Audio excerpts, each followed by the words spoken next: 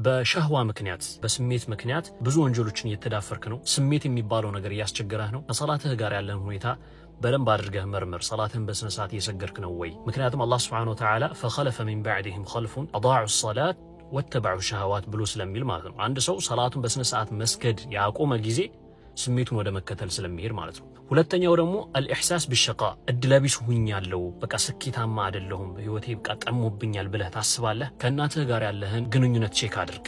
ከእናትህ ጋር ከወላጅ እናትህ ጋር ያለህን ሁኔታ በደንብ ቼክ አድርግ። ምክንያቱም አላህ ሱብሓነሁ ወተዓላ ወበረን ቢዋሊደቲ ወለም የጅዐልኒ ጀባረን ሸቂያ፣ ወላጅ እናቱ ጋር አሪፍ የሆነ ሪሌሽን ያለው ሰው የምትለውን የሚሰማ በቻለው መጠን ለማስደሰት ይሞክራል አይደል? የእሷን ሐቅ ለመጠበቅ የሚጥር ሰው መቼም ቢሆን عدم التوفيق የሚባል ነገር የለም። ስኬታማ ያለ መሆን የሚባል ነገር የለም ምድር ላይ። አብዛኛው ሰዎች እስቲ ስኬታማ የሆኑ ሰዎች ጀርባቸውን ሄዳችሁ እዩ እስቲ። ከቤተሰቦቻቸው ጋር የሚገርም ሐያት የሚያሳልፉ የሆኑ ናቸው አብዛኞቹ ማለት ነው። ሌላው ደግሞ ሶስተኛ ባንክ ጭንቀት ምናምን የሆነ እንትን ይልሃል። አንዳንዴ ዱንያ ያው እንደመሆኗ መጠን ዱንያነቷም አለ፣ በዛ ላይ ደግሞ ጭንቀትና ሐሳብ በቃ ዝም ብሎ ይወጥራል። ያው አብዛኛው ወጣት ችግር ነው በተለይ አሁን ላይ ማለት ነው። ከቁርአን ጋር ያለህን ሁኔታ መርምር። ምክንያቱም አላህ ሱብሓነሁ ወተዓላ ምን ይላል? ወመን አዕረض ዐን ዚክሪ ፈኢነ ለሁ መዒሸተን ضንከን። ከቁርአን ያፈነገጠ ሰው አላህን ከማስታወስ ዚክር ከማድረግ ወደ ኋላ የሚል ሰው እዚህ ዱንያ ላይ ራሱ የጠበበ ህይወት እንዳለው ይነግረናል። ችግሮች ተጠቅሰዋል፣ መፍትሄዎቻቸውም ተጠቅሰዋል።